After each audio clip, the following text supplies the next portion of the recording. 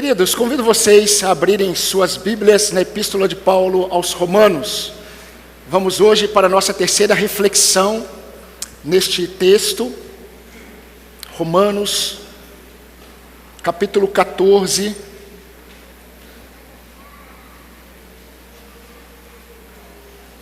Gostaria que você me acompanhasse na leitura a partir do versículo 13. Vamos ler de 13 a 18. Se o Senhor permitir, domingo que vem nós vamos terminar essa série de mensagens, de 4 mensagens. E a palavra será direcionada aos fortes da igreja. Pastor, então eu não venho? Ou só eu venho? Todos vêm. E vocês vão entender por quê. Diz assim a palavra do Senhor, capítulo 14, versículo 13.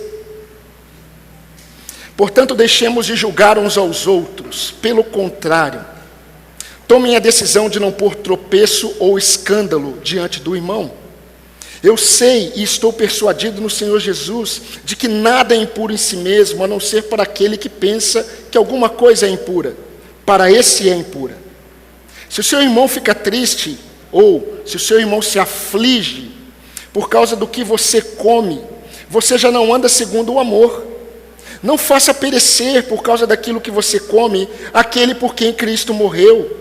Não seja, pois, difamado aquilo que vocês consideram bom, porque o reino de Deus não é comida nem bebida, mas justiça, paz e alegria no Espírito Santo. Aquele que deste modo serve a Cristo é agradável a Deus e aprovado pelas pessoas. Queridos, um dos textos mais conhecidos da igreja, e deve ser um dos textos mais preservados pela igreja, se encontra no livro de Provérbios, capítulo 4, versículo 23, que diz: de tudo o que se deve guardar, guarda o seu coração, pois dele procede as fontes da vida. Jesus disse algo parecido aos seus discípulos, quando ele estava no Getsêmani, e nós falamos um pouco sobre isso nesta manhã. Jesus, ele encontra os seus discípulos dormindo. Jesus queria que os seus discípulos orassem com ele, mas como eles estavam cansados de tanta tristeza, estavam abatidos. Jesus olha para eles e diz assim: vigiem, orem, porque o espírito de vocês pode estar pronto, mas a carne, ela é fraca. Nós sabemos, meus queridos irmãos, se nós não vigiarmos o nosso coração, essa é a ideia de guardar o coração. Guardar a palavra no coração tem a ver com o guardar o coração na palavra. E quando o Senhor nos ensina essa responsabilidade que nós temos de guardar o nosso coração, de guardar a palavra do Senhor em nosso coração, nada mais, nada menos, o Senhor está nos dizendo que nós devemos ser vigilantes, nós devemos ser atentos.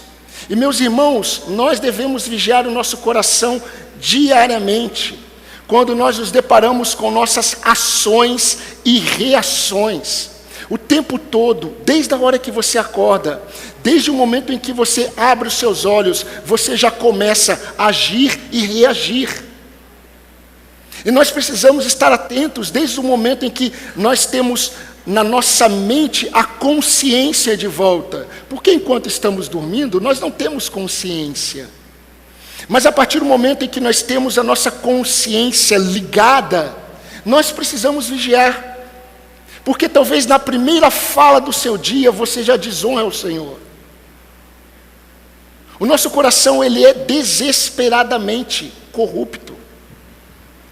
Ele é enganoso. Como eu tenho dito aos irmãos, se ele é enganoso, a eficácia dele está exatamente na capacidade de enganar. Nós não enxergamos o engano, por isso que ele engana. Senão não seria engano. E nós temos que estar vigilantes quanto ao nosso coração. Porque senão, a nossa prática, no primeiro horário do dia, pode ser contrária à fé que nós professamos no domingo. Aquilo que nós acabamos de cantar. Se nós não vigiarmos o nosso coração, acabou o culto, maridos podem pecar contra Deus e contra suas esposas, não é verdade? Esposas podem pecar contra Deus e contra os seus maridos, filhos contra pais, pais contra filhos, irmãos contra irmãos. Ao mesmo tempo que, se nós vigiarmos o nosso coração, nós podemos ser instrumentos de bênçãos na vida daqueles que nos cercam.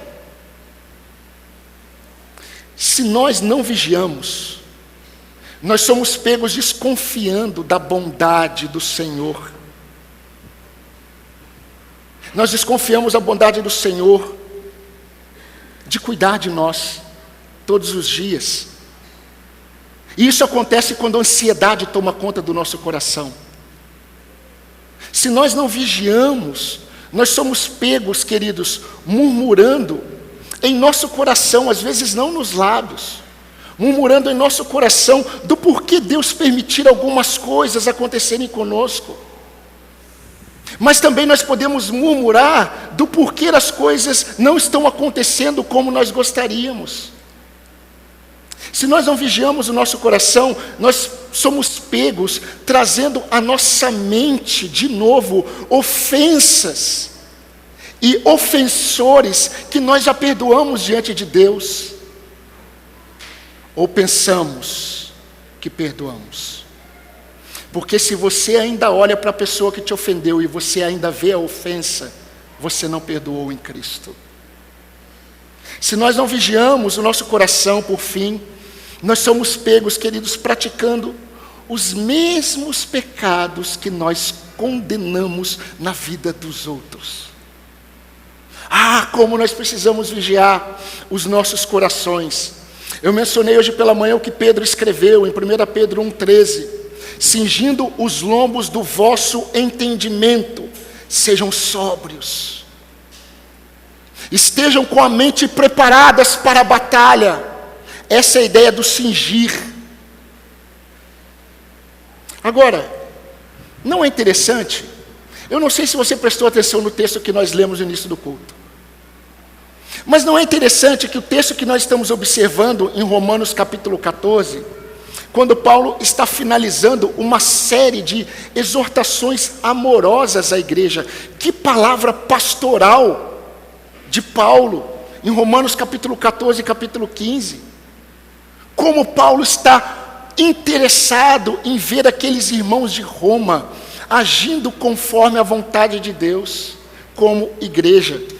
Agora, não é interessante que o apóstolo Paulo, ele tenha terminado o capítulo 13, de Romanos, para dar início a essa palavra que nós temos observado em Romanos 14, trazendo para a mente dos crentes de Roma esse estado de alerta? Olha o que ele diz. Algumas falas no final do capítulo 13. Já é hora de vos despertardes do sono. Uma outra. Deixemos as obras das trevas. Revistamo-nos das armas da luz. Revistam-se do Senhor Jesus Cristo. Queridos, se a alma não estiver alerta, o cristão acabará se envolvendo tanto com os negócios dessa vida, que ele não vai conseguir se lembrar de quem ele é durante a semana. Ele não vai conseguir enxergar durante a semana o privilégio de estar em Cristo. Ele não vai conseguir contemplar durante a semana, diante de tantos desafios, diante de tantas distrações. Se ele não vigiar o coração, ele não vai conseguir enxergar o privilégio da oração, o acesso à presença de Deus, a presença do Espírito Santo de Deus, que ouve e age. A oração do justo pode muito em seus efeitos. E aí você passa por uma pressão no trabalho e você se esquece que você pode ir ali para o banheiro e clamar ao seu Deus. Ou talvez em mente. Eu estava conversando com um irmão, e o irmão estava num desafio no trabalho, e o irmão falou assim: pastor, eu não sabia o que fazer. Eu estava diante de uma máquina que eu estudei sobre ela, mas eu não sabia como resolver. E estava tudo parado, eu precisava arrumar. E eu fui para o banheiro. Eu falei: Senhor, tenha misericórdia. Sabe o que aconteceu? O Senhor teve. E o capacitou a arrumar a máquina.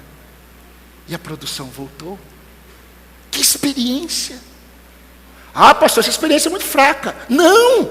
É experiência diária com o Senhor. Mas se nós não vigiarmos o coração, nós estaremos nas mesmas aflições que os homens que não têm o Senhor. Nós estaremos nas mesmas buscas. Nós estaremos tendo os mesmos anseios, nós estaremos tendo as mesmas angústias, os mesmos temores, nós estaremos tomando Ritalina e outros ansiolíticos da vida, porque nós não estamos conseguindo entender quem Deus é e quem nós somos. Lá em casa, quantas lutas, quantos desafios, quantos temores, pastor, quantas dissoluções. Eu não sei o que fazer. Se nós não vigiarmos o nosso coração, nós vamos nos esquecer, no meio da tempestade, que há um Senhor, que quando Ele diz, quiete-se, aquiete-se, mar, vento, e seja o que for, tudo obedece. E meus irmãos, Paulo, ele está querendo mostrar isso para a igreja, que enquanto a serpente diz para a igreja, que a caminhada de alegria da igreja é uma caminhada de autoafirmação diária, a verdade de Deus diz que a alegria de Deus é uma autonegação diária, não é uma autoafirmação, como diz as logias da vida. Autonegação. Uma alegria fruto de obediência e não de autossatisfação em mim mesmo ou nas circunstâncias. Se alguém quer vir após mim, negue-se a si mesmo, tome a cada dia a sua cruz e me siga. Meus irmãos, antes de chamar os crentes de Roma com a exortação acolhei, Paulo disse, já é hora de despertar do sono e se revestir do Senhor Jesus, para que não venhamos a satisfazer os desejos da carne. Romanos 13, 14. E nós já vimos, nós já testificamos em nossas próprias vidas, meus irmãos, que as nossas maiores vitórias, as nossas maiores derrotas, elas acontecem na batalha travada em nossa mente. É aqui. Isso significa que aquilo que ocupa a nossa mente vai determinar muitas de nossas ações. Um exemplo dessa batalha, muito prático, quando eu sei o quanto eu preciso do Senhor, mas eu não estou com vontade de orar como deveria, eu não deveria seguir a minha falta de vontade de orar, mas eu deveria seguir a verdade que eu acredito sobre a oração. Essa é uma batalha prática. E eu quero dar continuidade à nossa exortação, a exortação que nós estamos observando. E a terceira lição nessa série de mensagens que eu quero observar com os irmãos, diz que esse chamado de Paulo, acolhei, tem um outro significado. Acolham, essa é a lição de hoje. Acolham a consciência uns dos outros, apesar da própria consciência. Acolham a consciência uns dos outros, apesar da própria consciência. Me acompanhe no versículo 13, por favor. Olha o que diz a palavra do Senhor. Portanto, deixemos de julgar uns aos outros. Pelo contrário, tomem a decisão de não pôr tropeço ou escândalo diante do irmão. A forma como o apóstolo Paulo, ele inicia o versículo 13, queridos, nos dá a entender que ele está concluindo o seu raciocínio anterior. E ele está reforçando tudo aquilo o que ele disse. Quando ele começa, na minha versão, de forma muito clara, com a conjunção conclusiva, portanto. Ele quer concluir. Ele está concluindo toda a epístola. Ele está mostrando o que é uma igreja que caminha na cultura do Evangelho. Ele quer concluir o que é uma igreja que foi resgatada pelo poder de Deus em Cristo, pelo Evangelho, e como essa igreja deve viver.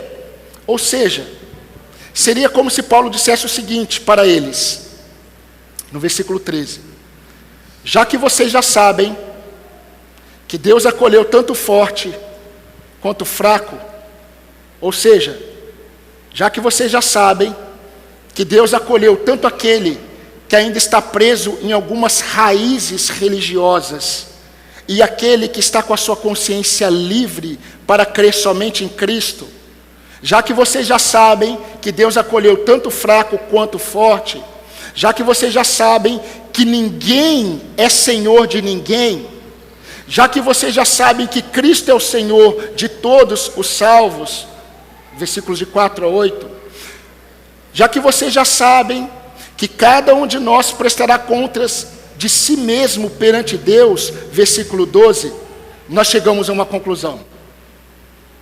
E qual é a conclusão? Paulo ele vai falar de duas ações. E Paulo, para falar de duas ações, ele vai usar dois verbos muito importantes presentes no versículo 13. E é interessante que quando nós observamos isso, Paulo ele vai reforçar aquilo que vocês conhecem, queridos. Aquilo que nós já conhecemos. A verdade do Evangelho, de que aquele que está em Cristo, ele vive diariamente se despojando de si mesmo e se revestindo de Cristo. Não é assim que ele termina o capítulo 13? Despojando-se e revestindo-se. Despojar e revestir. Paulo vai utilizar dois verbos que mostram duas ações que falam dessa verdade. Paulo vai utilizar o verbo já conjugado, deixemos e decidamos. Deixemos e resolvamos. Deixemos e façamos, como diz a NVI. E o que nós devemos deixar? E o que nós devemos nos revestir? A partir de uma decisão consciente. Porque isso tem a ver com andar na cultura do Evangelho.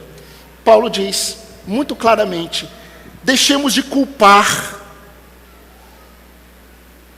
Deixemos de condenar, essa ideia de julgar. Paulo não está contra a necessidade de julgarmos todas as coisas, porque ele diz isso em 1 Coríntios 6. Mas ele está falando aqui de um julgamento condenatório, que nós já vimos já. Ele diz assim: a partir de tudo que eu já disse para vocês, vocês precisam agir. E a ação de vocês tem a ver com o deixar.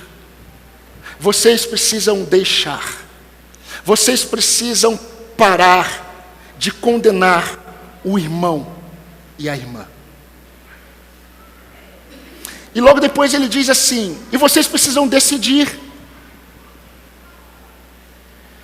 Essa decisão tem a ver com resolução, tem a ver com prática.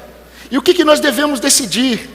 Nunca assumir uma postura que possa levar um irmão, uma irmã a tropeçar na fé por causa de nossas práticas conscientes. E eu preciso explicar isso para você, para que você entenda e para que a gente possa observar algumas aplicações. Mas, queridos, enquanto Deus nos diz o que fazer, nós precisamos nos dispor a fazer. O sábio não é aquele que constrói bem.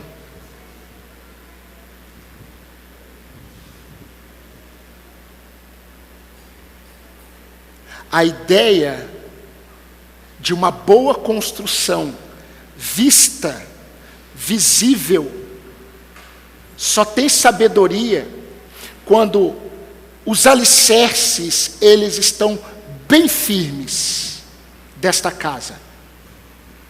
E os alicerces bem firmes dessa construção repousa, na verdade, da prática das palavras de Cristo. Não é de ouvir as palavras de Cristo, é de colocar em prática as palavras de Cristo.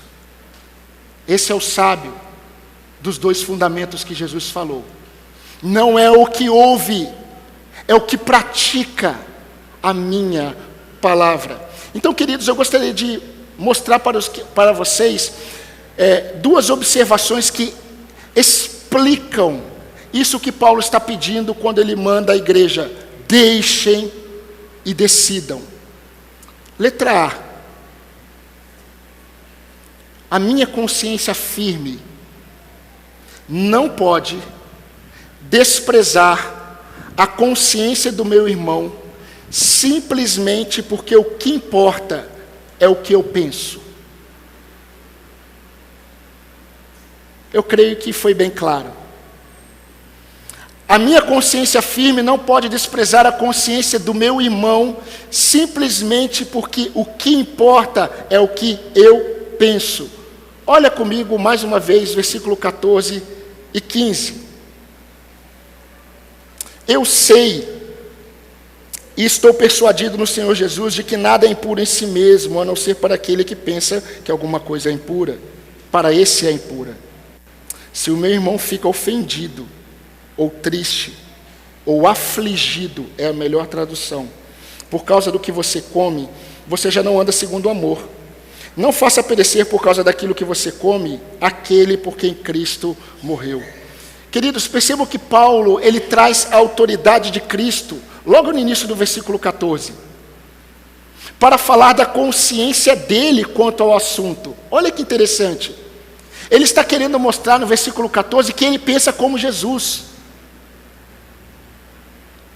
E no capítulo 15 ele vai falar que os fortes são aqueles que pensam como ele, como Jesus. Olha no início do versículo 1 do capítulo 15, como ele começa. Ora, nós que somos fortes na fé. Ele se coloca com aquele grupo de irmãos. Mas agora no versículo 14, Paulo está mostrando da consciência dele. Ele diz assim: eu estou persuadido, eu estou convencido, eu estou consciente no Senhor de que nada é impuro, a não ser para aquele que é impuro. Para esse que considera impuro, é impuro. Eu estou convencido disso no Senhor, porque o Senhor disse sobre isso. E Jesus havia dito sobre isso. Interessante. Agora deixa eu reforçar uma verdade que alguns que estão vindo pela primeira vez hoje não sabem, porque nós estamos numa sequência de mensagens. Paulo está tratando aqui de coisas que eram cerimonialmente necessárias, que eram impuras e puras. E Paulo está falando de alimentos, que muitos judeus convertidos, eles diziam que todos deveriam deixar de comer, ou passar a comer. É sobre isso que Paulo está falando. Por isso que Paulo vai falar assim: eu estou persuadido no Senhor, de que nada é impuro, a não ser para aquele que considera impuro. Ele não está falando de pecados, ok? Jesus havia dito para os fariseus: o que contamina o homem não é o que entra pela boca. O que contamina o homem é o que sai. Qual era o questionamento dos fariseus? Os seus discípulos comem sem lavar as mãos. E assim eles anulam a tradição dos anciãos. E Jesus já vai no cerne. Vocês estão falando de tradição de anciãos, vocês quebram a lei com a tradição de vocês. Porque o que contamina o homem não é o que entra, não é o alimento que ele come, é o que sai da boca. Aí Jesus vai falar um dos textos mais profundos para nós, versículo 19 de Mateus capítulo 15. Porque do coração do homem procedem todos os maus desejos. E aí ele vai falar uma série. adultérios, homicídios e tantos outros. Isso contamina. Jesus está falando que o cerne do problema do homem está na cobiça presente no seu coração. E aquilo que sai dessa cobiça é o que contamina todo o homem. Quando Paulo escreveu a Timóteo sobre a consciência dele, Paulo, nesse assunto, olha o que Paulo disse: tudo que Deus criou é bom, e se é recebido com ações de graças, nada é recusável, porque é santificado pela palavra de Deus e pela oração. 1 Timóteo 4, 4 a 5. Essa era a consciência de Paulo, essa era a consciência de Jesus, essa era a consciência dos cristãos fortes da igreja de Roma. Agora olhem o que ele diz no versículo 15, que é o ponto da nossa exposição. Se o irmão ficar triste, não no sentido de aquele irmão frágil como a porcelana, que qualquer coisa deixa ele triste. Não é isso. Paulo está falando de aflição na consciência. Por isso que a melhor tradução, eu não sei qual é a sua, mas a melhor tradução aqui seria afligir. Se o seu irmão se aflige na alma, na consciência dele, por causa do que você come, ou seja, por causa da sua consciência, você não anda segundo o amor.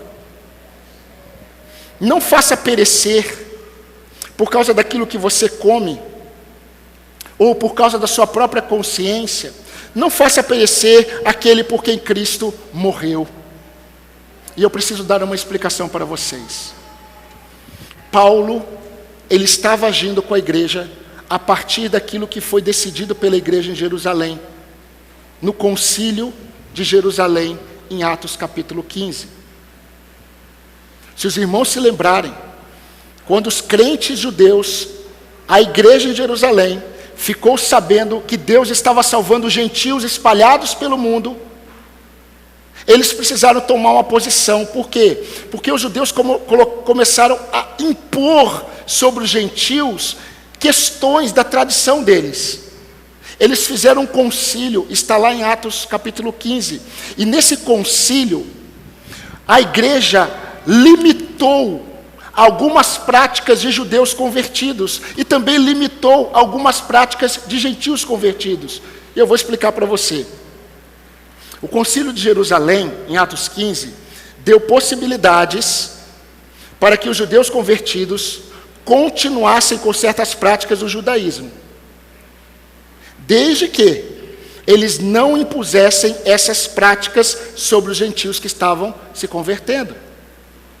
Por outro lado, esse mesmo concílio, ele limitou certas práticas dos gentios, quando disse: vocês não podem comer carne de animais sufocados e nem se contaminarem com os ídolos e com a imoralidade sexual presente em toda a idolatria. Ou seja, a decisão da igreja no concílio limitou, mas também possibilitou. O Evangelho faz isso. O Evangelho da liberdade cristã dá possibilidades, mas também coloca limites. Porque se Deus não coloca limites no seu povo, o pecado ainda presente no nosso coração ultrapassa os limites de Deus em nome de Deus. Pasmem, muitos crentes que estão fazendo coisas abomináveis na mente do Senhor, estão encontrando álibis na palavra do Senhor para praticarem o que praticam, em nome do Senhor, porque o coração se perdeu. Por causa do pecado, queridos, essa liberdade e as limitações que a igreja colocou para os judeus e gentios, por causa do pecado, produziu motivações pecaminosas nas consciências dos crentes, uns dos outros. Quer uma prova que Paulo estava falando para esses dois grupos? Em sua casa, leia Romanos capítulo 15, de 8 a 13. E perceba como Paulo está se direcionando a esses dois grupos.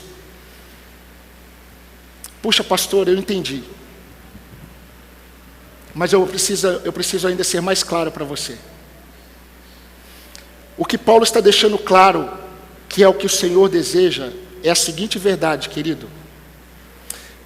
Que cada um considere a consciência do outro, mesmo que tenha que abnegar-se em amor, por causa do irmão que ainda não entendeu.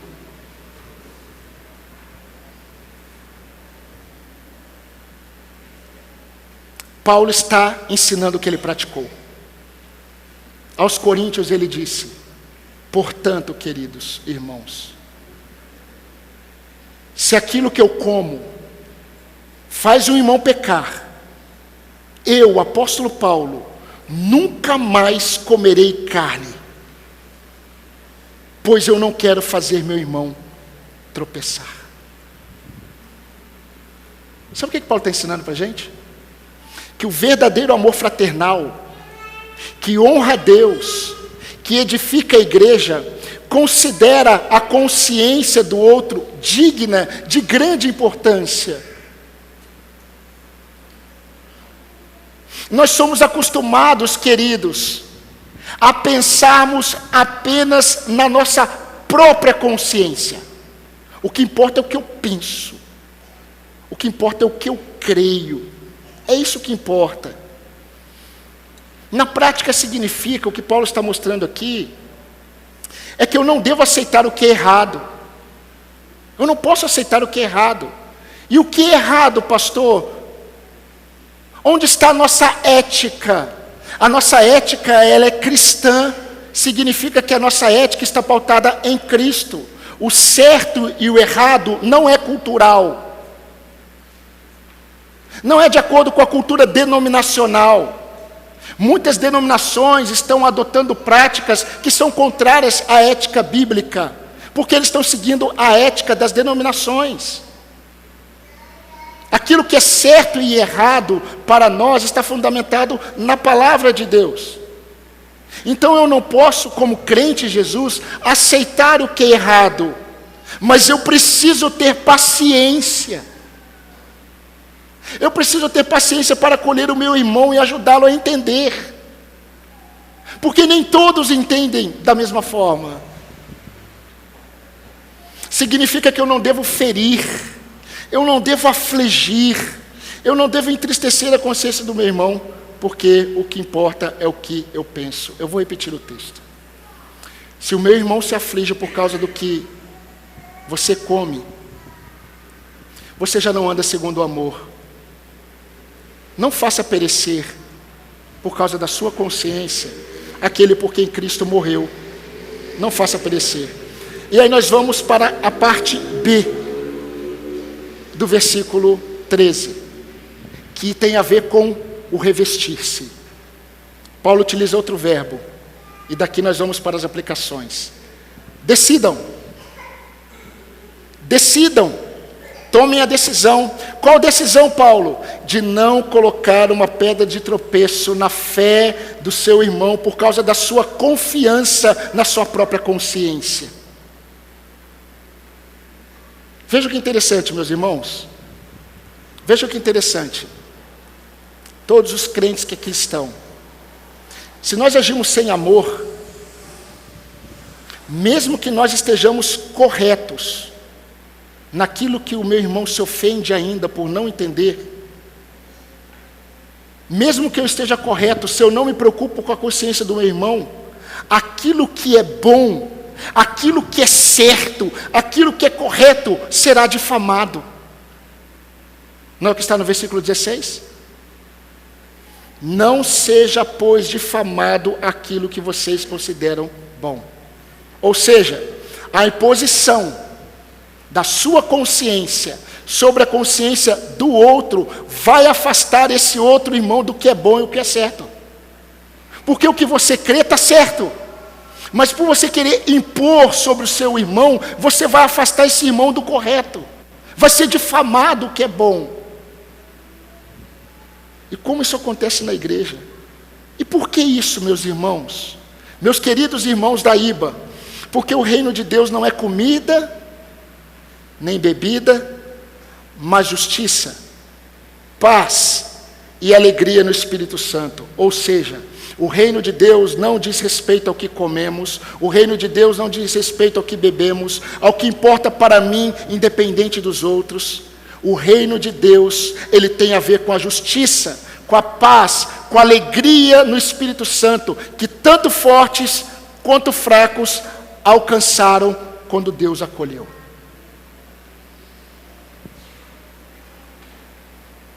Servindo a Cristo dessa forma, nós vamos agradar a Deus, e nós seremos aprovados por todos os irmãos. Versículo 18. Agora eu quero me debruçar, nesses minutos restantes, em algumas aplicações, bem práticas, para as nossas vidas. Um conhecido teólogo, do século XIX, Griffith Thomas, ele intitulou o capítulo 14 de Romanos, de doutrinas sublimes para humildes deveres. E é verdade. Falar de coisas simples não significa falar de coisas superficiais. Falar de coisas humildes, segundo Deus, significa falar de verdades profundas do verdadeiro Evangelho. Em tempos, meus irmãos, em que o amor está misturado. O amor, ele está misturado ao discurso do que importa é o que eu penso. Os crentes estão declarando o que amam, mas o que importa é o que eles pensam. O que importa é o que cada um pensa. O discurso é que eu amo, mas o que importa é o que eu penso, não importa o que o outro pensa. O que importa é o que eu sinto. O que importa é o que eu acho. O que importa é o que eu prefiro, independente dos outros, sou eu. Paulo nos ensina verdades sobre Deus que vão contra. Preste atenção. Vão contra o nosso senso de justiça.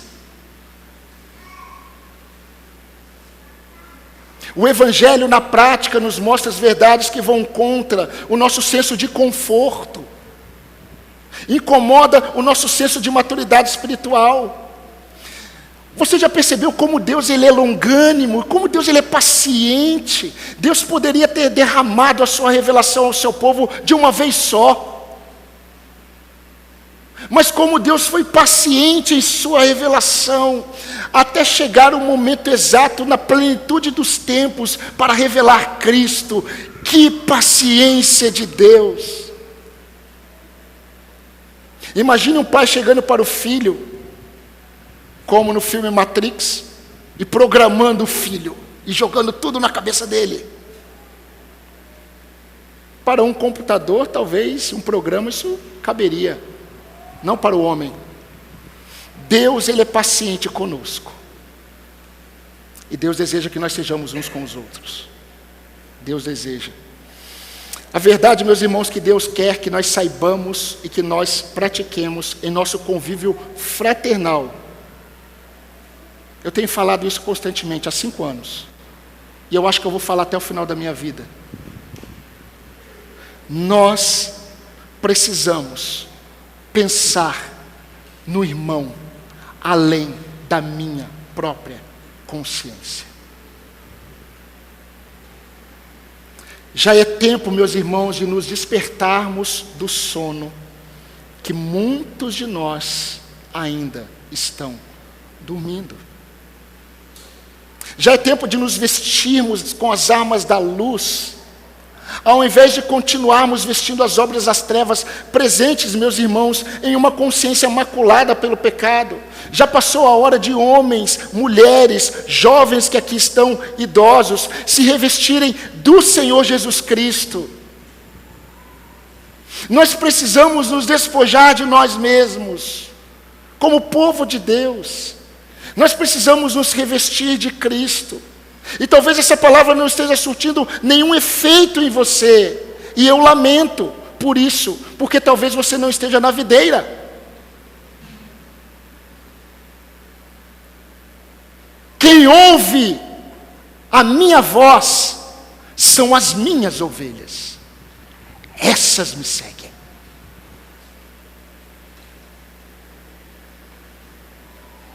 Certo professor meu disse: a diferença entre homens e meninos é que meninos fazem o que querem, homens fazem o que precisam.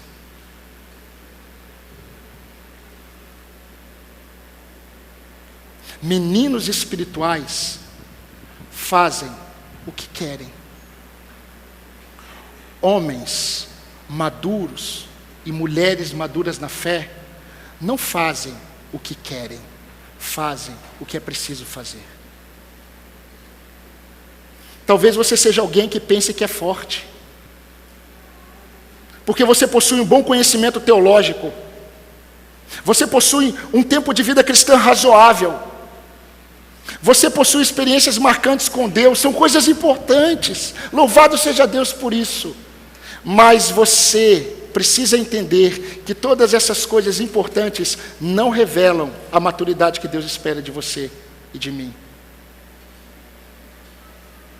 Talvez você seja alguém que, devido às suas muitas convicções bíblicas, você tenha condições de ensinar muitos, pela experiência que você tem com a palavra do Senhor, mas você talvez não esteja revelando a maturidade que Deus espera de você. Sabe por quê? Pela forma como você pensa em relação ao seu irmão. Talvez você seja alguém que tenha pouco conhecimento das coisas do Senhor. Não possui quase experiência nenhuma da palavra do Senhor, mas você é tão cheio de si mesmo,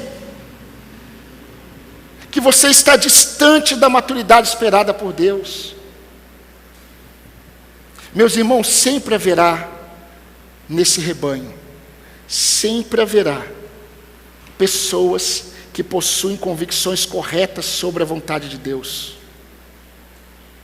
Pessoas que possuem uma visão correta sobre a suficiência de Cristo e sobre muitas outras verdades bíblicas. Mas a pergunta é a seguinte: como que você lida com aquele seu irmão que tem dificuldade para entender como você crê?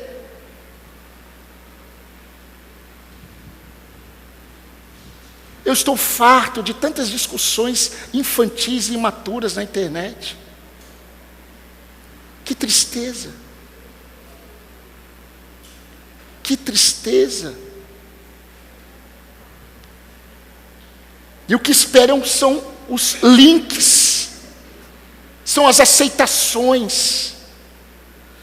Eu ouvi um crente que eu esperava que era maduro, eu tinha esperança e eu observava como maduro, que é como uma pessoa madura na fé, e ele disse para mim certa vez assim: o que eu mais gosto quando eu vejo na internet são os comentários. Eu amo aqueles debates.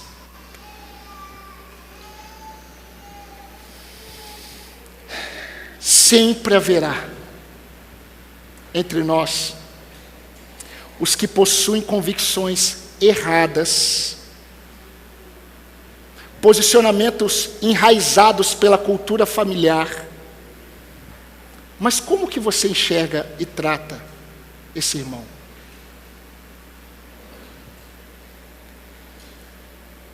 É essencial para Deus que você honre a consciência do seu irmão, por um simples fato: é seu irmão. Cristo é o Senhor dele e é o seu. O mesmo sangue que te cobriu é o que cobriu o seu irmão.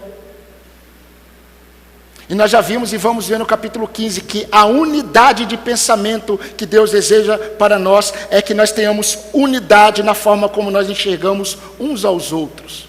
Não significa que todo mundo vai pensar a mesma coisa, como aquelas escolas em que todo mundo veste uniforme. Tudo igual. Sabe qual é o milagre de Deus? É a unidade na diferença.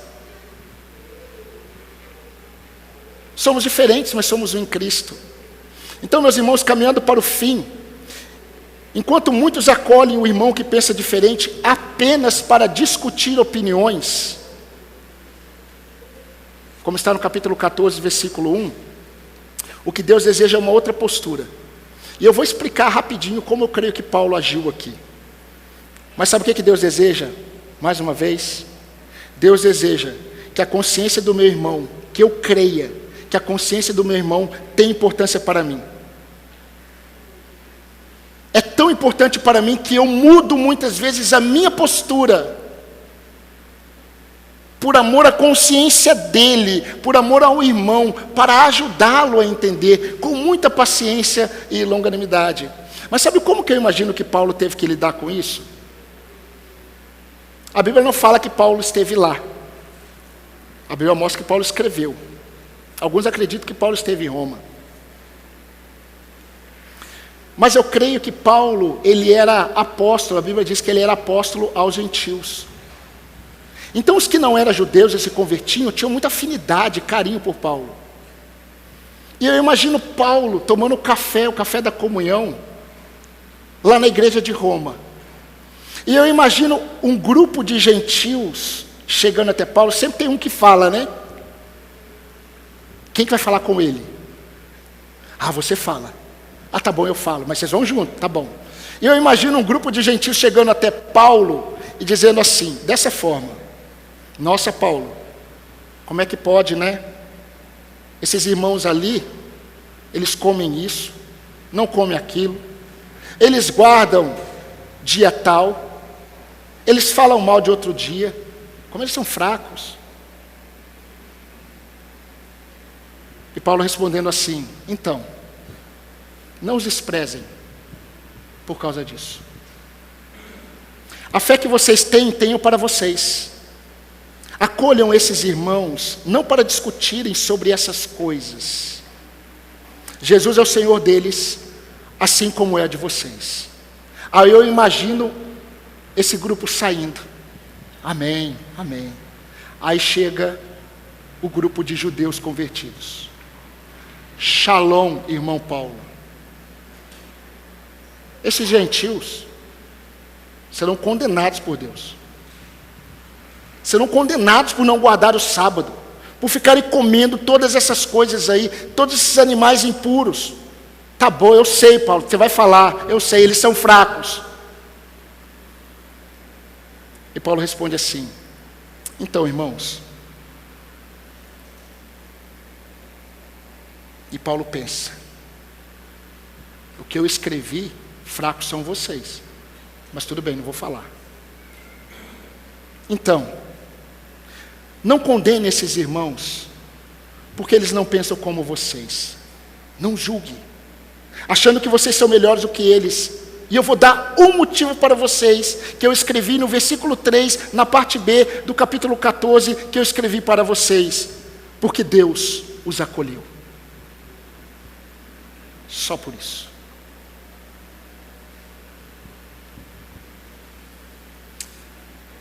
Meus queridos e amados irmãos da IBA, não sejamos tão reativos quando nos depararmos com pensamentos contrários aos nossos. Pensamentos que não são pecados diretos contra o Senhor, só não são ainda como os nossos. Pode ser que o irmão que pensa diferente de você, preste atenção nisso. Pode ser que o irmão que pensa diferente de você, ele esteja mais próximo da verdade de Deus do que a sua consciência. Porque aqueles que na igreja de Roma achavam que eram os fortes, eles eram os fracos. Não condene ou despreze o seu irmão ou irmã, tanto pessoalmente, quanto na internet. Só porque ele ainda não entendeu e decidiu escolher um candidato que ninguém em sã consciência cristã escolheria.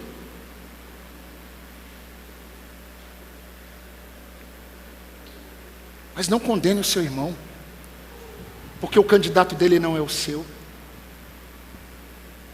Não sejamos contenciosos como muitos crentes são, exatamente por serem orgulhosos e não aceitarem pensamentos contrários ao dele.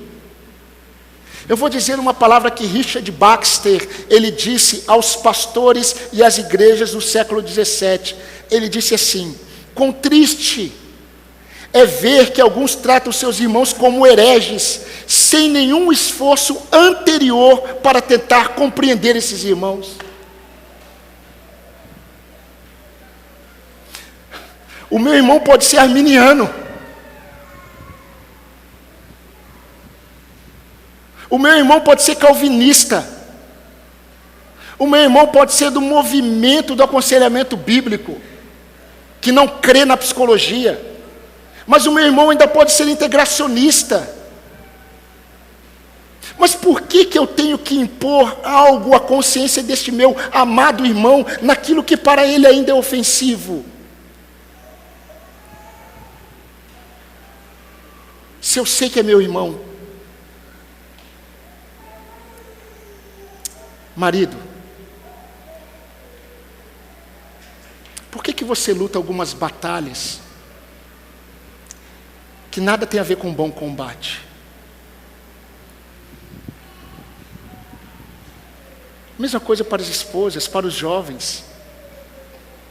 Às vezes nós estamos querendo vencer o argumento, mas estamos perdendo o irmão. Quem ganhou aquele debate dos dois pastores? Ah, foi o meu. O que eu gosto de seguir. Ele venceu e o reino perdeu.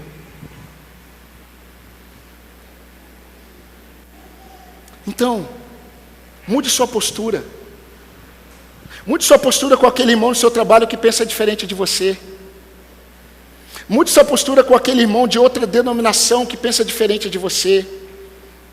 Mude sua postura com o seu cônjuge que não compreende como você. Ouça o que o Espírito Santo diz por meio de Paulo. E eu vou reforçar e assim terminar.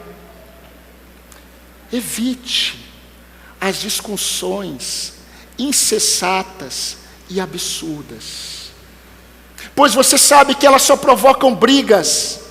O servo do Senhor não deve andar metido em brigas, mas deve ser brando, manso para com todos, apto para ensinar, paciente, disciplinando com mansidão os que se opõem, com uma expectativa de que Deus lhes conceda não só o arrependimento para conhecerem plenamente a verdade, mas também o retorno à sensatez, a fim de que eles se livrem dos laços do diabo, porque o diabo os prendeu em suas consciências.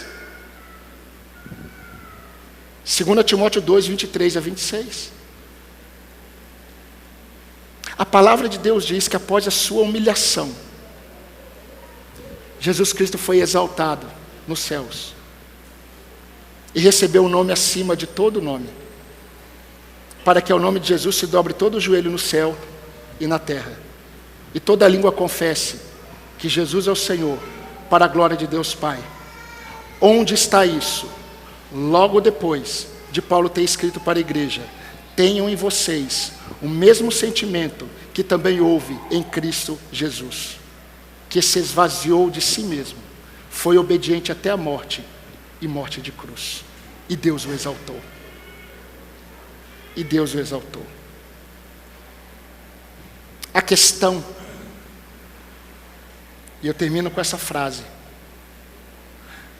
a questão maior não está no fato de quem está mais perto do conhecimento mais profundo da verdade, mas a questão maior é quem entendeu o que é andar na verdade.